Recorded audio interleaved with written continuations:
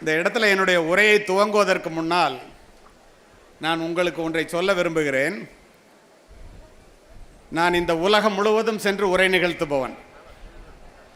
இந்தியாவில் பல மாநிலங்களில், குறிப்பாக தமிழகத்தில் நான் பார்த்த ஒரு உண்மை, இவ்வளவு மாணவர்கள் 10th +1 +2 படிக்கிற இந்த அரங்கத்திலே நீங்கள் இங்கு வந்து அமர்ந்திருப்பதற்கு, இப்படி ஒரு நல்லதொரு பள்ளியிலே படிப்பதற்கு, மற்ற பள்ளிகளை சேர்ந்த பிரைவேட் ஸ்கூல் என்று சொல்லுகிறோமே, அதை சேர்ந்த மாணவர்கள் கூட இங்கே இருக்கின்றீர்கள் என்று எனக்கு தெரியும். நீங்கள் இத்துணை பேர் இங்கு வந்து அமர்ந்திருப்பதற்கு அடிப்படை காரணம் உங்களுடைய அறிவா, உங்களுடைய திறமையா, உங்களுடைய மதிப்பெண்களா, எதுவாக இருந்தாலும் இரண்டாம் பட்சம். முழு முதற் காரணம் என்ன என்பதை இந்த 10ஆம் வகுப்பு, 11ஆம் வகுப்பு, 12ஆம் வகுப்பு படிக்கும் போதே நீங்கள் அத்துணை பேரும் உங்கள் மனதிலே இப்போது நான் சொல்வதை பதிய வைத்துக் கொள்ள வேண்டும். என்ன தெரியுமா காரணம்? வரப்பிலும் வயலிலும், அலுவலகத்திலும் வீட்டிலும், வெயிலிலும் மழையிலும், பனியிலும் குளிரிலும் விழுந்து புரண்டு பட்ட காயங்களையும் தழும்புகளையும் தாங்கிக் கொண்டு தனக்கு கிடைக்காத கல்வி தன் பிள்ளைகளுக்கு கிடைக்க வேண்டும், தான் அடையாத உயரத்தை தன் பிள்ளைகள் அடைய வேண்டும், தான் வாழாத வாழ்க்கையை நம் பிள்ளைகள் வாழ்ந்து பார்க்க வேண்டும் என்ற ஒற்றை சிந்தனையோடு உங்களுக்காகவே, உங்களுடைய படிப்புக்காகவே முதுகெலும்பொடிய பாடுபடுகின்ற தந்தையையும், முழு வயிறு காணாமல் உன்னை வளர்க்கின்ற தாயையும் நீ பெற்றிருக்கின்ற காரணத்தினால் படிக்கின்றாய் என்பதை மனதிலே பதிய வைத்துக்கொள். எத்தனையோ 1000 மாணவர்கள் உங்களை விட அறிவாளிகள், உங்களை விட திறமையானவர்கள், உங்களை விட மதிப்பெண்கள் அதிகமாக பெற்றவர்கள், படிக்க வேண்டும் என்று மனம் இருந்தும் கூட சூழ்நிலை காரணமாக படிக்க முடியாமல் இருக்கின்ற ஆயிரக்கணக்கான மாணவர்களை நான் அறிவேன். இப்படிப்பட்ட சூழ்நிலையிலே நீங்கள் இங்கு வந்து அமர்ந்திருக்கிறீர்கள் என்றால் அதற்கு காரணம் உங்களுடைய பெற்றோர்கள் தான் என்பதை வாழ்க்கை முழுவதும் தயவு செய்து நீங்கள் எக்காரணத்தை முன்னிட்டும் மறந்துவிடக்கூடாது. இங்கு வந்தவுடன் இந்த குத்து விளக்கை ஏற்ற சொன்னார்கள். நீங்கள் எல்லோரும் பார்த்து கொண்டிருந்தீர்கள்.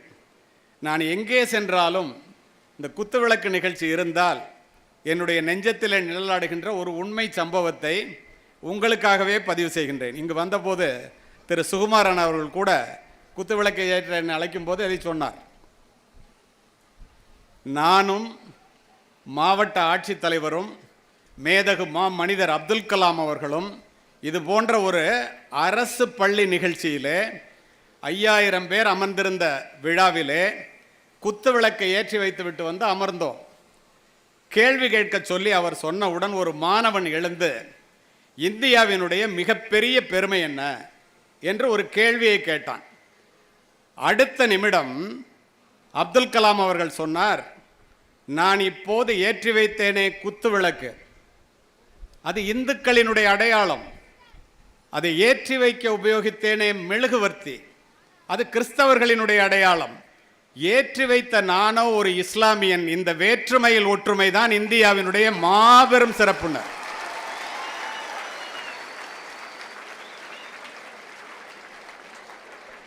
மிகவும் அமைதியாக இருந்து ஆழமாக உள்வாங்கி அற்புதமாக புரிந்து கொள்ளுகின்ற மாணவர்களுக்கு முன்னால் நான் உரையாற்றுகின்றேன் என்பதில் எனக்கு உள்ளபடியே மகிழ்ச்சி.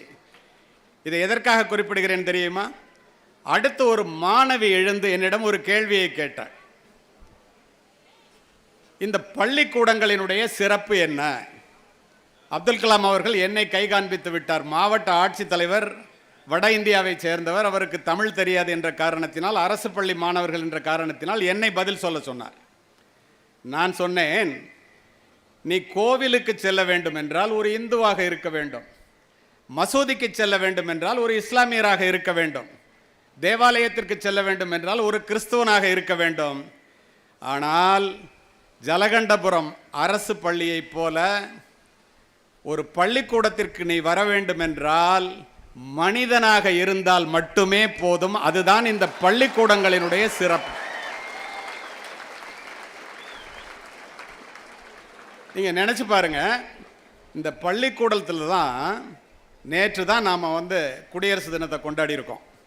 ஜாதி மத பேதம் இல்லாமல் அரசியல் சாசனம் முழுமையாக அமல்படுத்தப்படுகின்ற இடம் இன்று வரை மாறாமல் இருப்பது பல இருந்தாலும் கூட இந்த பள்ளிக்கூடங்கள் அதில் முன்னிலை வகிப்பதாகவே நான் உணர்கிறேன். ஏனென்றால் அத்தனை பேர் மனிதர்கள். இதை உறுதிப்படுத்துவதற்காக கடைசி வரை இதை நீங்கள் மனதிலே பதிய வைத்துக் கொள்ள வேண்டும் என்று விரும்புகிறேன். சரி, இப்போ பள்ளிக்கூடத்தில் என்னை உரை நிகழ்த்துவதற்கு கூப்பிட்டுருக்காங்க. நான் என்ன சார் பேசணும்னு உங்கள் நிகழ்ச்சி ஏற்பாட்டாளர்கள் உங்களுடைய முதல்வர் உட்பட எல்லாத்தையும் கேட்டேன். மாணவர்களுக்கு நிறைய ஆசிரியர்கள் இருப்பாங்க, ஆசிரியர்களுக்கு நீங்கள் உரை நிகழ்த்த வேண்டும். கிராமப்புறத்து பள்ளி, அவர்கள் வாழ்க்கையில் இங்கே அமர்ந்திருக்கின்ற அசோக்குமார் ஐபிஎஸ்ஐ போலவோ அல்லது என்னை போலவோ மிகப்பெரிய உயரத்தை அடைய வேண்டும்.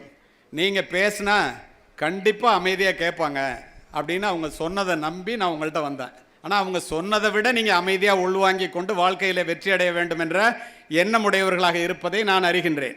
இப்போ இந்த இடத்துல உங்களுக்கு ஒன்று சொல்கிறேன். நான் எல்லாரும் படி படி படின்னே சொல்கிறாங்களே, ஏன் படிக்கணும்?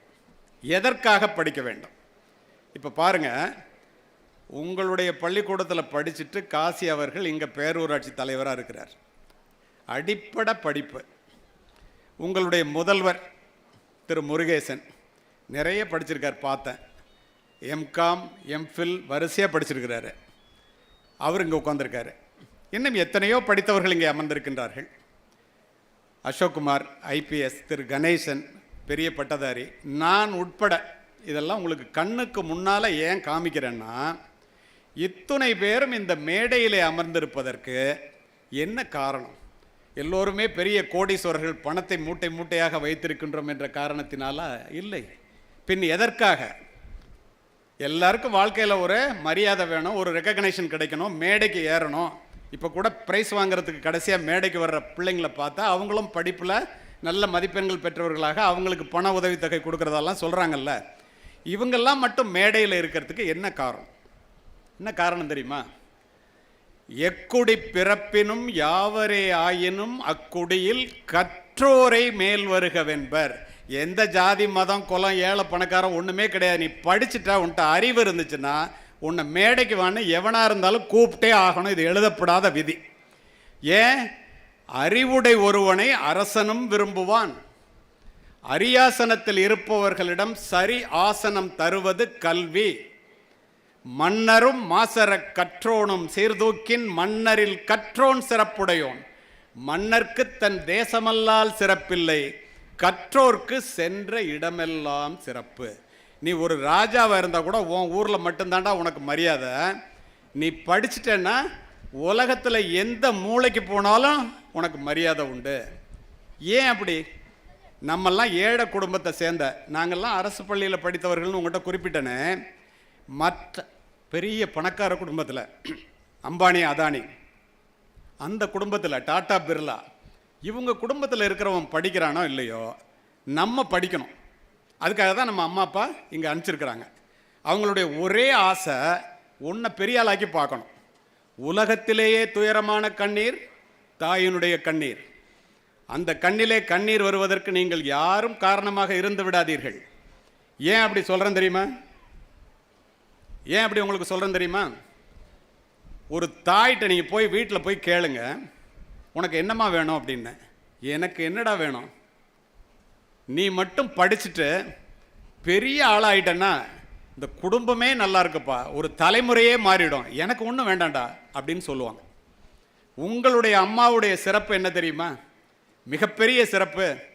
சமீபத்தில் அமெரிக்காவில் நியூயார்க்கில் ஒரு பள்ளிக்கூடத்தில் பேச கூப்பிட்டுருந்தாங்க. அங்கே போய் பேசிட்டு உட்கார்ந்த உடனே ஒரு வெள்ளை அமெரிக்க தாய் ஆங்கிலத்தில் கேட்ட கேள்விக்கு நான் தமிழில் பதில் என்ன சொன்னேன்னு உங்களுக்கு சொல்கிறேன். எவ்வளோ அமைதியாக கேட்குறீங்க பாருங்கள். அந்த அம்மா என்கிட்ட கேட்டாங்க, இந்தியாவில் படிச்சுட்டு, குறிப்பாக அரசு பள்ளிக்கூடங்களில் படிச்சுட்டு, பெரிய அளவில் பிஹெச்டி முடிச்சுட்டு மிகப்பெரிய ஆட்களாக இங்கே வேலை பார்க்குறவங்க, அந்த காலத்திலே படித்தவங்க நிறைய பேர் இருக்காங்க. இப்போ வர்ற பிள்ளைகளையும் நான் பார்க்குறேன்.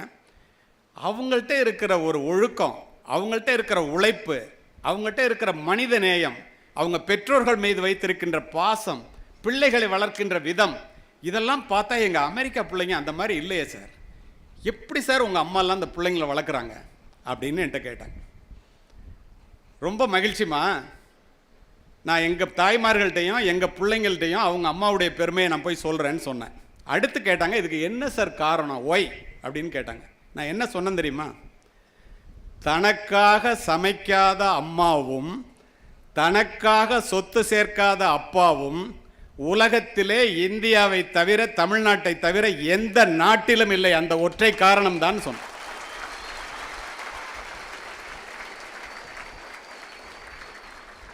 அப்போ அந்த மாதிரி ஒரு விஷயத்துக்கு, அந்த மாதிரியான ஒரு நிலையை நீங்கள் அடையணும்னா, அந்த அம்மாவை திருப்திப்படுத்தணும்னா நீ செய்ய வேண்டியது படிப்பு. இப்போ நான் உங்கள்கிட்ட கேட்டேன், அம்பானி அதானி குடும்பத்தில் படிக்கிறானோ இல்லையோ, நம்மளை மாதிரி ஏழை பிள்ளைங்க படிக்கணும் ஏன்னு கேட்டேன்.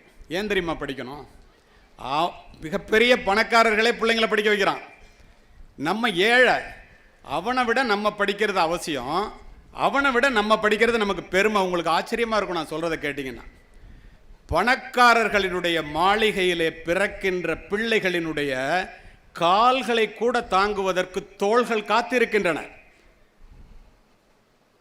ஒரு குழந்தை பிறந்துச்சுன்னா பணக்காரன் வீட்டில் 4 வேலைக்காரன் தோளில் தூக்கி வச்சுக்குவோம். பிறக்கும் போதே ஏசி வசதியுடன் பயணச்சீட்டு பதிவு பட்டுப்பட்டிருக்கோம். ட்ரெயினில் போனால் ஏசியில் போவோம். நமக்கு பஸ்ஸு பாஸ் கேட்போம், பஸ்ஸுக்கே பணம் இருக்காது, ஏன்னா அவ்வளோ கஷ்டமான குடும்பம். ஆனால் நம்ம பெருமை என்ன தெரியுமா உனக்கு? பணக்காரர்களினுடைய மாளிகையிலே பிள்ளைகள் வளர்ந்தே பிறக்கிறார்கள். நம்மை போன்ற ஏழை குடும்பத்திலே பிள்ளைகள் பிறந்துதான் வளர்கிறார்கள். ஒன்றை தெரிந்து கொள்ளுங்கள் அருமை மாணவ செல்வங்களே, வளர்ந்தே பிறப்பது வாரிசுரிமை, பிறந்து வளர்வதே பிறப்பின் பெருமை. அதை உங்களால் மட்டுமே நிரூபிக்க முடியும். அதற்கு கல்வி வேண்டும். இதனை நிரூபிக்கணும்னா உனக்கு கல்வி வேணும்.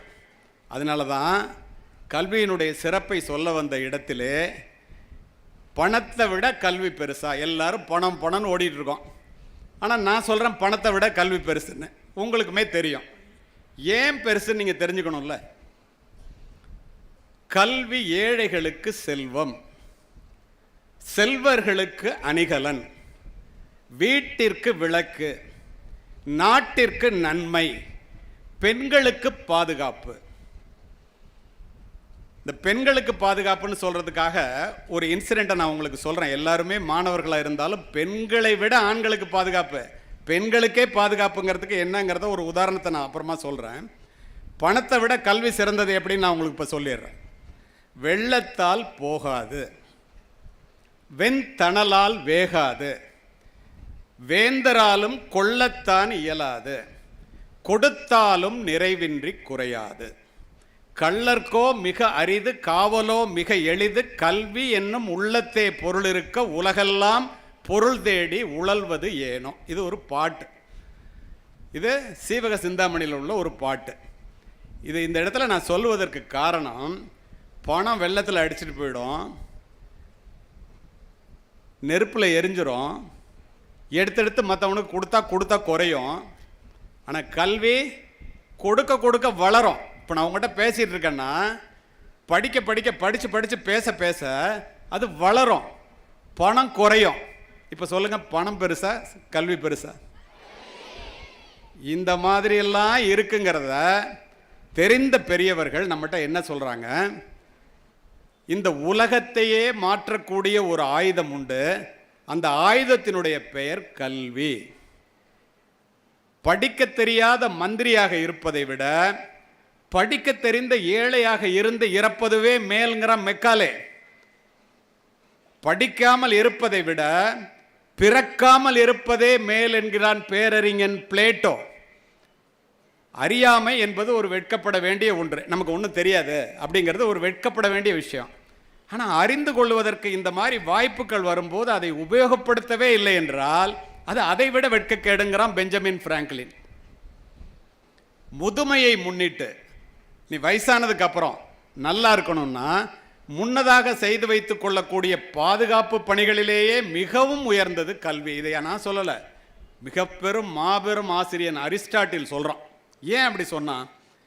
படிக்கின்ற மாணவனை மட்டுமின்றி அவன் பிறந்த வீட்டையும் இந்த நாட்டையும் உயர்த்தக்கூடியது கல்வி.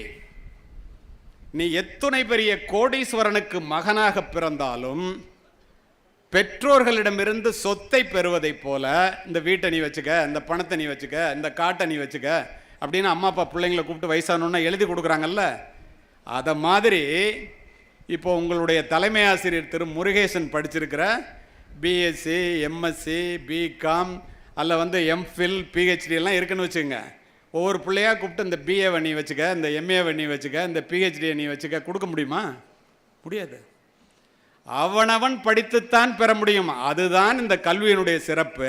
அந்த வாய்ப்பு ஏழை பிள்ளைகளாகிய நமக்கு இருக்கிறது. அதை நீங்கள் தவற விட்டு விடக்கூடாது என்பதை 10வது 11வது 12ஆம் வகுப்பு படிக்கும்போது மனதிலே பதிய வைத்துக் கொள்ளுங்கள். மிக மிக முக்கியமானது இது. இப்போது நான் உங்கள்கிட்ட தமிழில் பேசுகிறேன். அரசு பள்ளி மாணவர்கள்லாம் ஆங்கிலத்தில் படிக்கிறவங்களும் இருக்கீங்க, தமிழில் படிக்கிறவங்களும் இருக்கலாம். நான் ஏன் தமிழில் பேசுகிறேன் தெரியுமா? உலகம் முழுவதும் சென்று நான் உரை நிகழ்த்தினாலும் கூட அருமை மாணவர்களே, சுருங்க சொல்லி விளங்க வைப்பதிலே தமிழுக்கு நிகர், தமிழ் மொழிக்கு நிகர், தமிழனுக்கு நிகர் இந்த உலகத்திலே எவனும் இல்லை, எந்த மொழியும் இல்லை என்பதை மனதிலே பதிய வைத்துக் கொள்ளும். இதை நான் அப்படியே சொல்லிட்டு கடந்து போக விரும்பலை. ஹூஸ்டன்ங்கிற ஒரு இடத்துல ஒரு பள்ளிக்கூடத்தில் என்னை பேசுகிறதுக்கு அழைச்சிருந்தாங்க. அது ஆங்கில பள்ளி, ஆங்கிலத்தில் பேசணும். உள்ளே நுழையும் போது ஒரு ஆர்ச், அந்த ஆர்ச்சில் what we have learnt so far is like a handful of earth and what we have yet to learn is like the whole world அப்படின்னு ஆங்கிலத்தில் 2 வரியில் எழுதி போட்டிருந்தாங்க. படிச்சுக்கிட்டே நான் உள்ளே போயிட்டேன். எங்கேயோ இடிக்குது, எங்கேயோ இது கேள்விப்பட்ட மாதிரி இருக்கேன்ட்டு அழைச்சிட்டு போனவங்கள அழைச்சிட்டு வந்தாங்க இல்லையா, அது மாதிரி அழைச்சிட்டு போனவங்களை நிற்க சொல்லிவிட்டு திரும்ப மேலே படித்தேன். அமெரிக்காவில் ஆங்கிலேயர்கள் கற்றது கைமண்ணளவு கல்லாதது உலகளவு என்று 2 வார்த்தையில் ஔவையார் 1000 ஆண்டுகளுக்கு முன் சொன்னதை ஆங்கிலத்திலே இத்துணை வரிகளிலே அவர்கள் எழுதி போட்டு நம்முடைய தமிழை அமெரிக்கர்கள் பெருமைப்படுத்துகிறார்கள். அப்படின்னா எவ்வளோ பெரிய மொழிக்கு நம்ம சொந்தக்காரர்கள். இந்த இடத்துல ஒரு 2 நிமிஷம் நம்ம தமிழில் படிக்கிறோம், நமக்கு ஆங்கிலம் தெரியாது, நம்ம ஏழை, நம்ம கருப்பாக இருக்கோம், இதெல்லாம் தயவுசெய்து நினைக்கவே நினைக்காது. ஏன் சொல்கிறேன்னு கேளு. ஆங்கிலம் வாழ்க்கையிலே அவசியம் என்பதில் மாற்று கருத்துக்கு இடமில்லை என்று நினைப்பவன் நான். வெளிநாடுகளுக்கு போனேன்னாக்கா ஆங்கிலம் இல்லாமல் எதுவும் பண்ண முடியாது. ஒரு வேலைக்கு போகணுன்னா, ஒரு இன்டர்வியூக்கு வந்தான்னாக்கா ஆங்கிலத்தில் கேள்வி கேட்டால் நீ ஆங்கிலத்தில் பதில் சொல்லக்கூடிய தகுதி இருக்கணும். எத்துணை மொழிகளை வேண்டுமானாலும் கற்றுக்கொள்ளுங்கள், தவறில்லை.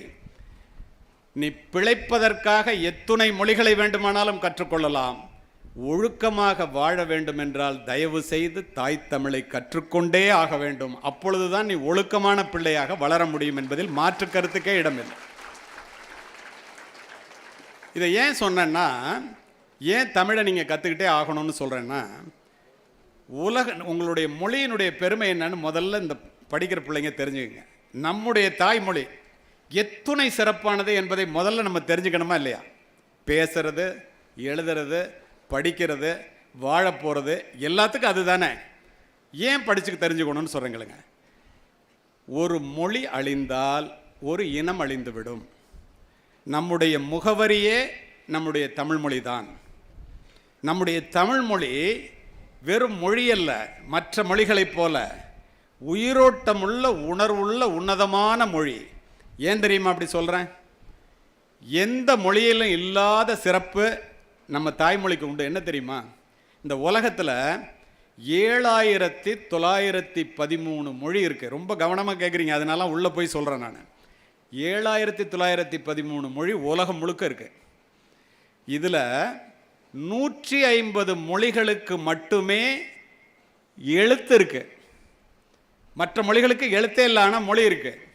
எழுத்து இல்லைன்னா அந்த மொழி அடுத்த தலைமுறைக்கு போகாது. ஏன்? எழுத்து இல்லைன்னா புத்தகம் இல்லை, அடுத்த தலைமுறைக்கு கடத்த முடியாது. இந்த 150 மொழிகளிலே 2000 ஆண்டுகளை கடந்த மொழி எது? அது மட்டும் செம்மொழி அந்தஸ்து கொடுக்கணும், அதுக்கு இலக்கணம் இருக்கணும், இலக்கியம் இருக்கணும், எழுத்து இருக்கணும் அப்படின்னு ஒரு பெரிய ஆய்வு நடக்குது.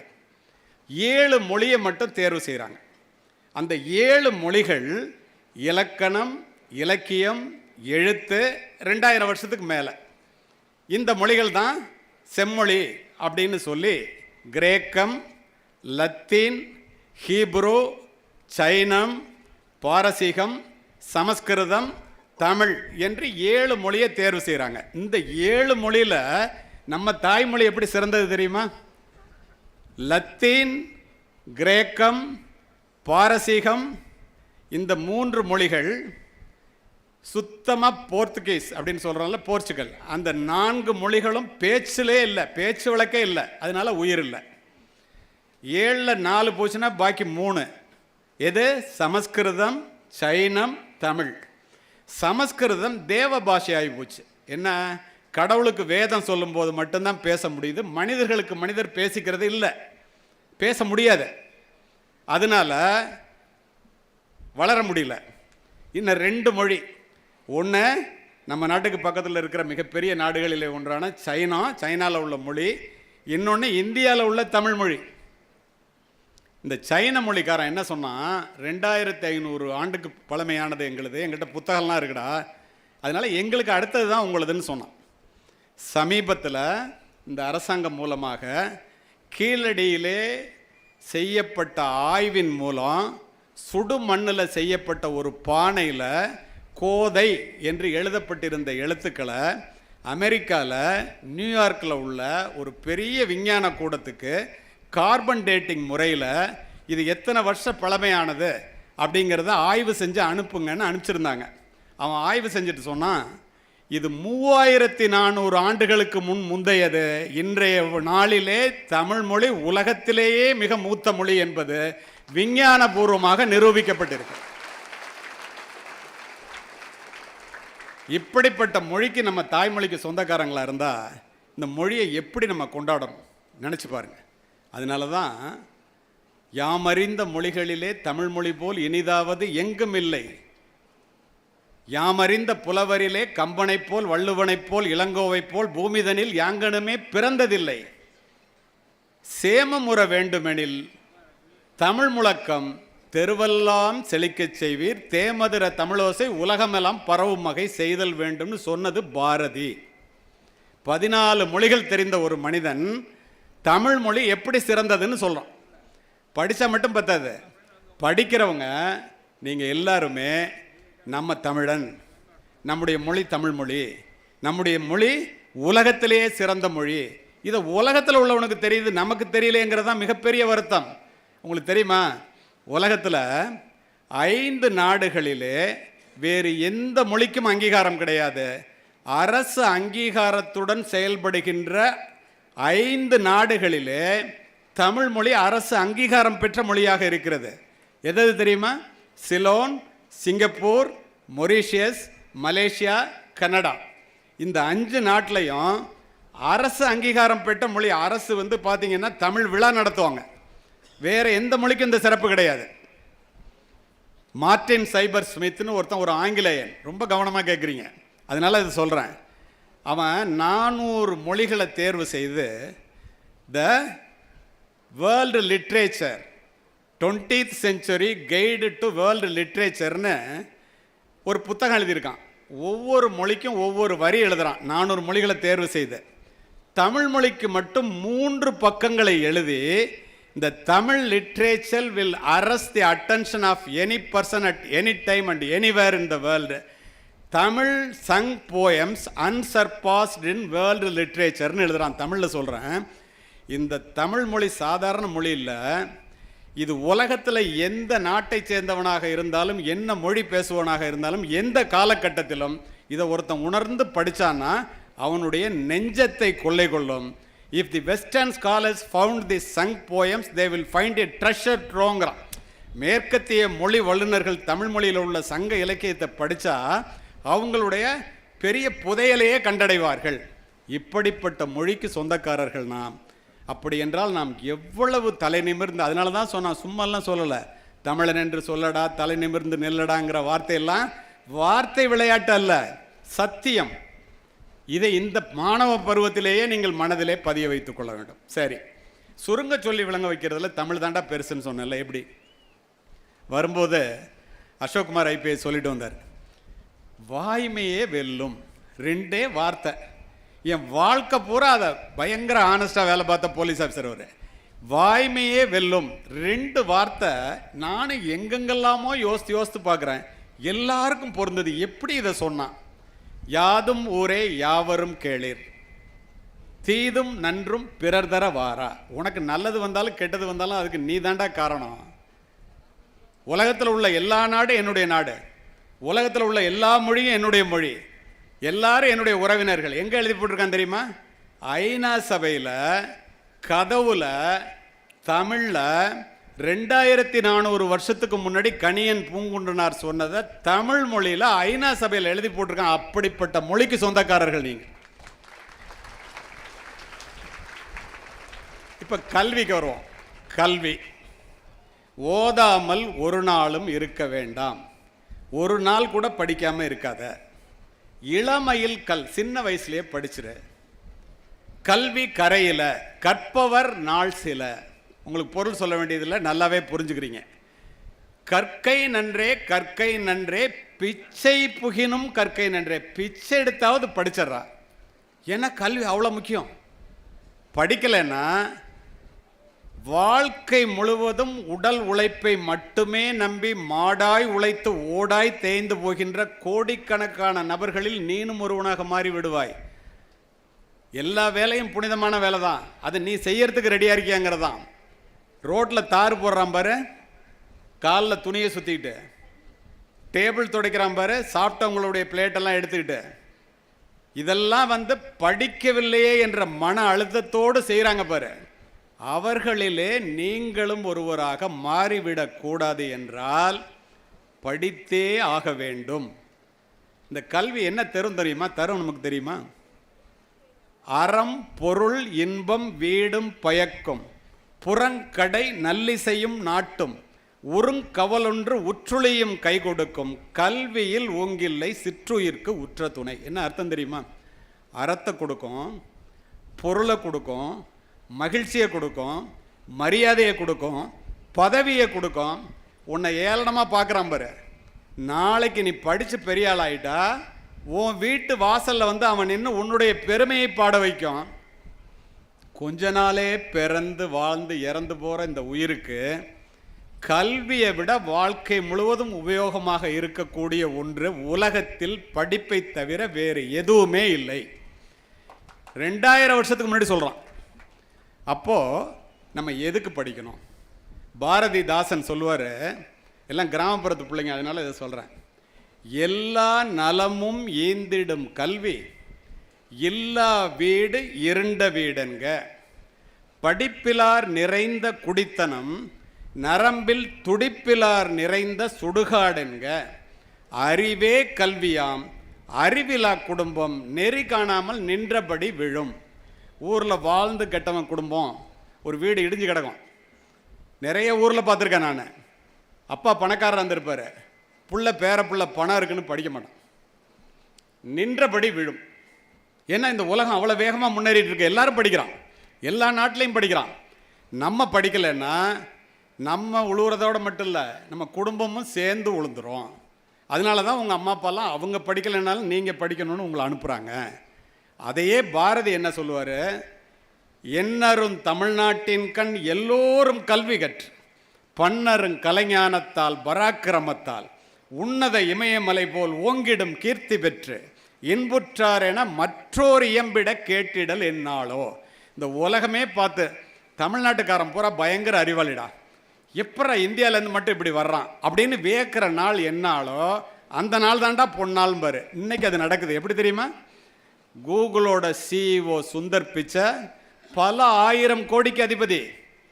அமெரிக்காவில் உள்ள மிகப்பெரிய அரசியல்வாதிகள்லாம் அவனை பார்த்து பயப்படுறாங்க. இங்கேருந்து அரசு பள்ளியில் படிச்சுட்டு போனால் வாத்தியாரோட பிள்ளை தெரியுமா உங்களுக்கு? சத்யா நாதல்லா இந்தியாவிலேருந்து போனவன். மைக்ரோசாஃப்டோட சிஇஓ, அங்கே இருக்கிற சிஇஓவில் 25 பேரில் 11 பேர் இந்தியாவிலிருந்து சென்றவர்கள், 5 பேர் சிவநாடார் உட்பட தமிழ்நாட்டிலிருந்து சென்றவர்கள் என்றால் அத்துணை பேரும் அரசு பள்ளியிலே படித்தவர்கள் என்பதை மனதிலே பதிய வைத்துக் கொள்ளுங்கள். இன்றைக்கு அது நடக்குதா இல்லையா? நம்மால் முடியாது என்று நாம் நினைப்பதையெல்லாம் இந்த உலகத்திலே ஏதோ ஒரு மூலையில் எவனோ ஒருவன் நம்மை சேர்ந்தவன் செய்து கொண்டுதானே இருக்கிறான். நம்ம செய்யணுமா வேண்டாமாங்கிறதான் கேள்வியே. உங்களுக்கு ஒன்று சொல்கிறேன். ஒரு 3 மாதத்துக்கு முன்னால் ஜெய்ப்பூரில் நீட் ஜேஇ நிறைய பேர், இப்போ எத்தனை பேர் இங்கே டாக்டர் ஆகணும்னு நினைக்கிற கை தூக்கு. கரெக்டாக நான் சொன்னோன்னு தூக்கணும், மற்றவன் தூக்குறான்னு பார்த்துட்டு தூக்கக்கூடாது. எத்தனை பேர் என்ஜினியர் ஆகணும்னு நினைக்கிற? சரி, வெரி குட். இப்போ நான் சொல்கிறத கேளு. என்ஜினியர்னாலோ டாக்டர்னாலோ சும்மா ஏதோ கொஞ்சத்தை படித்து ஒரு பாஸ் மார்க் வாங்கிட்டு ஏதாவது ஒரு பள்ளிக்கூடத்தில் ஏதாவது ஒரு கல்லூரியில் போய் படிக்கிறது இல்லை. உங்களை சிரிக்க வைப்பதற்காக நான் அழைக்கப்படவில்லை. உங்களை சிந்திக்க வைப்பதற்காக சுகுமாரன் அவர்களும் முருகேசன் அவர்களும் என்னை விரும்பி அழைத்திருக்கிறார்கள். நீங்களும் இவ்வளோ கவனமாக கேட்குறீங்க, அதனால் இதை சொல்கிறேன். இந்த ஜெய்ப்பூரில் நடந்த விழாவில் நானும் ஒரு தலைமைச் செயலாளரும் போயிருந்தோம். எதுக்கு காரணத்தோடு இந்த பதிவு. நீட் எக்ஸாமில் 720க்கு 720 மதிப்பெண்கள் பெற்ற 6 பேர், ஜேஇ என்று சொல்லப்படுகின்ற ஐஐடி என்ஐடிக்கான பரீட்சையில் மெயின்லையும் அட்வான்ஸ்லையும் 360க்கு 340க்கு மேலே 355 வரைக்கும் வாங்கின மாணவர்களை கௌரவிக்கிறதுக்காக என்னை கூப்பிட்டுருந்தாங்க. உங்களை மாதிரி மாணவர் மேடைக்கு வர்றான்.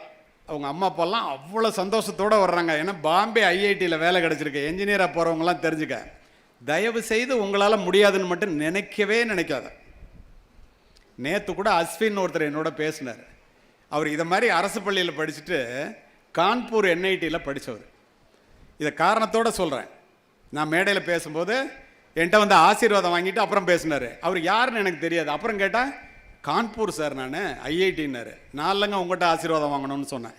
ஏன் இதை சொல்கிறேன்னா, இப்படிப்பட்டவர்கள் சாதிப்பதை நம்மளால் ஏன் சாதிக்க முடியாது? ஒரே காரணம், நம்ம படிக்கிறது இல்லை. இந்த மேலே வந்தாங்கல்ல, அவங்கள்ட்ட நான் கேட்டேன், எப்பரா 720க்கு 720 மார்க் வாங்குற? ஐஐடிக்கான தேர்வு வந்து it is suppose to be a toughest examination in global level. உலக அளவில் ரொம்ப கஷ்டமான பரீட்சைன்னு பார்க்கப்படுது. ஐஏஎஸ் ஐபிஎஸை விட கஷ்டமான பரீட்சைன்னு சொல்கிறான். அதில் எப்பரா 200 மார்க் வாங்கினாலே சென்னையில் உள்ள ஐஐடி கிடச்சிரும், பாம்பேயில் உள்ள ஐஐடி கிடச்சிரும். நீ எப்பரா 350க்கு மேலே மார்க் வாங்குற? ஏன் பாம்பேயில் உள்ள ஐஐடின்னு சொன்னேன் தெரியுமா? இந்த ஐஐடியில் உங்களை மாதிரி 16-17 வயசு முடிச்சுட்டு, தயவுசெய்து திரும்பவும் சொல்கிறேன், நம்மளால் முடியாதுன்னு நினைக்காத, முடியும்னு நினை. போய் படித்தவன் இந்த மாதிரி மார்க் வாங்கி பாம்பே ஐஐடியை பற்றி உங்கள்கிட்ட, மெட்ராஸ் ஐஐடி, பாம்பே ஐஐடி, மொத்தம் 23 ஐஐடி இருக்குது, 31 என்ஐடி இருக்குது. இதனோட பெருமை என்ன தெரியுமா? நீங்கள்லாம் படிக்கிறதுக்காக ஆரம்பித்தது. நம்மெல்லாம் ஒழுங்காக படிக்காதனால மற்ற ஸ்டேட்டில் இருக்க அரசு பள்ளியில் படிக்கிற மாணவர்கள் இந்த இடத்தெல்லாம் வாங்கிட்டு போகிறோம். ஒரு வருஷத்துக்கு தெலுங்கானா, ஆந்திர பிரதேஷ், கேரளா சாதாரண பள்ளிக்கூடத்தில் படிக்கிறவன் 1500 பேர் கணக்காக போகிறான். நம்ம ஊர்லேருந்து 250 பேர் போகிறான். சரி, 250 பேரில் உங்களை மாதிரி ஒருத்தன் இருக்கான் தானே, இந்த டீச்சர் சொல்லி கொடுத்து இந்த பாடத்தை படித்து தானே போகிறான். அவனுக்கு இங்கே ஒரு என்ஜினியராக போய் வேலை பார்த்தா அதிகபட்சம் 90,000 ரூபா, குறைஞ்சபட்சம் 10,000 ரூபா, 5 டிஜிட்டில் சேலரி. 10,000 ரூபா சம்பளம், 20,000 ரூபா சம்பளம், 30,000 ரூபா சம்பளத்தில் எத்தனை என்ஜினியர் வேலை பார்க்குறான்னு உங்களுக்கு தெரியும். அதே நீ பாம்பே ஐஐடியில், சென்னை ஐஐடியில், என்ஐடியில், ஐஐடியில் படிச்சுட்டு வேலை போனால், அருமை மாணவர்களே, ஒரு வருடத்திற்கு 1,20,00,000 ரூபாய், ஒரு மாதத்திற்கு 10 லட்சம் ரூபாய் சம்பளம் வாங்குகின்ற மாணவர்கள், உங்களைப் போல மாணவர்களை நான் பார்த்திருக்கின்றேன்.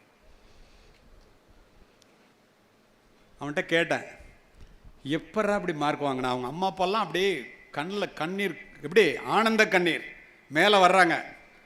அவங்களுக்கெல்லாம் கொடுக்குறாங்க ப்ரைஸு.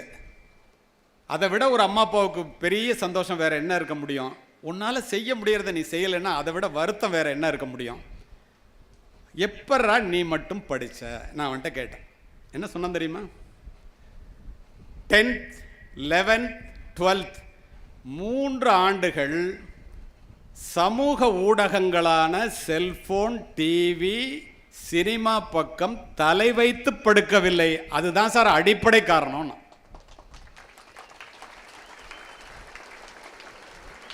எத்தனை வருஷம்? 3 வருஷம் செல்போனை பார்த்தது இல்லைங்கிறான். கம்ப்யூட்டரில் போயிட்டு படிப்பு சம்பந்தமாக என்னவோ அதை தவிர வேற எதையும் பார்த்ததில்லை சார். பக்கத்தில் இருக்க அவங்க அப்பா சொல்கிறாரு, சார் இவனுக்கு ஒரு ஸ்மார்ட் ஃபோன், நீ எல்லாம் ஸ்மார்ட் ஃபோன் வாங்கி கொடுக்கலன்னா உங்கள் அப்பாட்ட சண்டைக்கு போகிற, இந்த காலேஜே வேண்டாம், ஃபோன் வேண்டாங்கிறான் அப்படின்னு சொல்கிறிய, நம்ம உருப்பிட முடியுமா? அவன் போய் சொல்கிறான், செல்ஃபோனை கொண்டு போய் கொடுத்தேன் சார், பேசுகிறதுக்கு முடியல என் பிள்ளைகிட்ட, ஜெய்ப்பூரில் படிச்சுட்டு இருந்தான், அங்கே போய் கொடுத்தா அவன் வேண்டான்ட்டான். ஏன்டா வேண்டான்னு சொல்கிற அப்படின்னு கேட்டால், என் கூட 6 பேர் இருக்கான்ப்பா, அவன்லாம் ஸ்மார்ட் ஃபோன் வச்சுக்கல, நான் மட்டும் வச்சு பேசிகிட்டு இருந்தா இப்போ இங்கே பேசுகிற மாதிரி மற்றவங்களுக்கு இடைஞ்சலாக இருக்கும், அதனால வேண்டாம்ப்பா. அது இல்லைன்னா ஒன்றும் ஓசோனில் ஓட்ட விழுந்துடாதுப்பா, உலகம் அழிஞ்சு போவாது, எனக்கு வேண்டான்னா நான் கொடுக்கல சார் அப்படின்னு. அவன் 6 பேர் எங்கடான்னா, இந்த பாருங்க உட்காந்துருக்கான் முதல்ல 6 பேர். 6 பேரும் Chennai IIT, Delhi IIT, Kanpur IIT, Bombay ஐஐடியில் சீட்டு வாங்கிட்டு கம்முன்னு உட்காந்துருக்கான். அவனுக்கு என்ன சம்பளம்? ஒரு மாதத்துக்கு 10 லட்ச ரூபா. ஒரு குடும்பம், ஒரு தலைமுறை மாற்றம் உருவாகிறதா இல்லையா கல்வியால்? ஒருமைக்கண் தான் கற்ற கல்வி ஒருவருக்கு எழுமையும் ஏமாப்புடைத்து. ஒரு பிறவியில் நீ படிச்சிட்டேன்னா 7 பிறவிக்கு உதவுண்டா சொல்றது வள்ளுவர். கேடில் விழிச்செல்வம் கல்வி ஒருவருக்கு மாடல்ல மற்றையவை. அறிவு அற்றம் காக்கும் கருவி செருவார்க்கும் உள்ளளிக்கலாக அரண். நீ மட்டும் படிச்சிட்டேன்னா ஒரு ராஜாவாக இருந்தால் கூட படையெடுத்து வந்தான்னா உன் சொத்தை அபகரிச்சுட்டு போகலான்டா, உன்கிட்ட இருக்க அறிவை எவனாலே அபகரிக்க முடியாது, படிடாங்கிற. நான் இப்போ சொல்கிறதெல்லாம் உங்களை மாதிரி மாணவர்கள் செய்கிறத சொல்கிறேன். உலகத்தில் இல்லை, வெளிநாட்டில் இல்லை, இந்தியாவில், இந்த பக்கத்தில் இருக்கிற குஜராத்தில், இங்கே இருக்கிற மாணவர்கள். கல்பனா குமாரின்னு ஒரு பொண்ணு 720க்கு 720. விழுப்புரத்து பையன் ஒருத்தன் வேலம்மாலில் படிச்சுட்டு இங்கே கவர்மெண்ட் ஸ்கூலில் படிச்சுட்டு +1 +2 படிச்சு இப்போ 720க்கு 720 வாங்கியிருக்கான். அவங்க அப்பா அம்மா 2 பேரும் டீச்சர். அவன் பூரா உங்களை மாதிரி அரசு பள்ளியில் தானே படித்தான். அவனால் செய்ய முடியறத நம்மளால் ஏன் செய்ய முடியல? அத்தனை பேர் சொல்கிற காரணம் என்ன? செல்ஃபோன். இப்போ இந்த இடத்துல உங்களுக்கு ஒன்று சொல்கிறேன். செல்ஃபோன் என்பது ஒரு வரம்.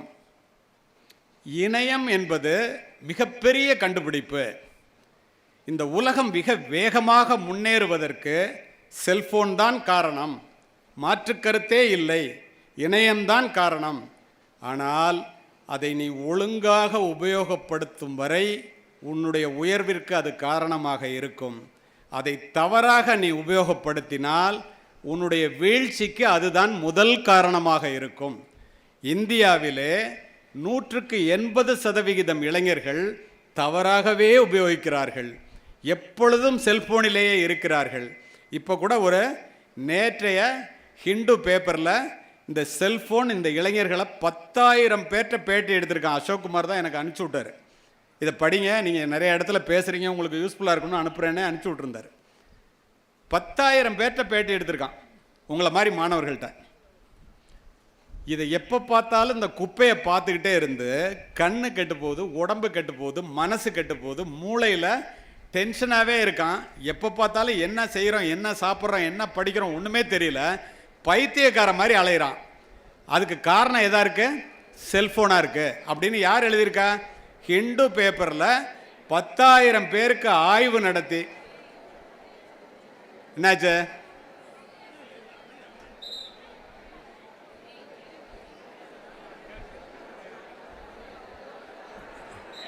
உட்காருங்க. என்ன என்ன காரணங்கிறத மட்டும் எனக்கு சொல்லுங்க. சும்மா சொல்லு, யாராவது ஒருத்தர் எந்திரிச்சு சொல்லு. நம்மகிட்ட உள்ள பெரிய கெட்ட பழக்கமே என்ன தெரியுமா? இங்க பாரு, நான் ஒரு உதாரணம் சொல்றேன் உங்களுக்கு. ரோட்டில் ஒருத்தனை விரட்டிட்டு ஓடுறான். அவன் ஓடுறத பார்த்தோன்னா அங்கே நின்னவன் எல்லாரும் அவன் பின்னாடி ஓடுறான். சரியா? இங்கே நடந்தது என்னன்னே தெரியாமல் நான் சொல்கிறேன். பின்னாடி ஓடுறான், எல்லாரும் ஓடுறான். ஓடினோடனே அந்த முன்னாடி ஓடினால அவன்கிட்ட போய் எதுக்காகடா ஓடினேன்னா, சும்மா ஓடினேன் சார்னா. பின்னாடி இருக்கிறவங்களாம் நீ ஏன்டா ஓடுறேன்னா, அவன் ஓடுறான் சார், அதை பார்த்துட்டு நானும் ஓடுறேன் சாருங்க.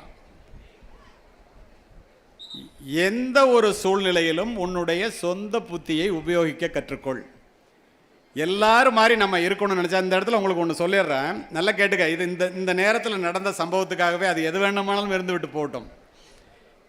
எல்லோரும் செய்வதையே நீ செய்து கொண்டிருந்தால் எல்லோரையும் போலத்தான் நீ வாழ்ந்து மடிவாய். யாருமே செய்யாததை, யாருமே சாதிக்காததை நீ சாதிக்க வேண்டும் என்றால் யாருமே முயற்சிக்காததை நீ முயற்சிக்க வேண்டும். ஒரு மனிதன் வித்தியாசமாக சிந்திப்பதன் மூலமாக தன்னுடைய வாழ்க்கை பாதையை மட்டுமின்றி இந்த உலகத்தையே மாற்றி காண்பிக்க முடியும் என்பதுதான் இந்த தலைமுறையினுடைய மிகப்பெரிய கண்டுபிடிப்பு.